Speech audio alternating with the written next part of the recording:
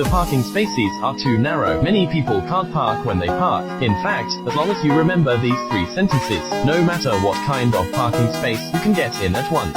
First, when we reverse into the garage, we drive parallel to the parking space line. When the rearview mirror is aligned with the trouser leg, turn the steering wheel to the right. Keep going. Beat the steering wheel to the left, back up, and the car stops.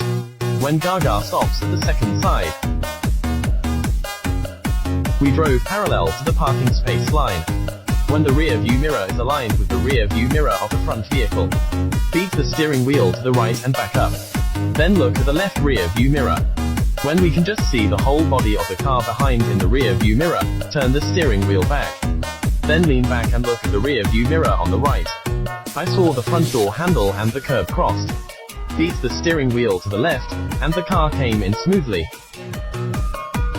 Third, when parking on an oblique line, we drove parallel to the parking space line. Keep going.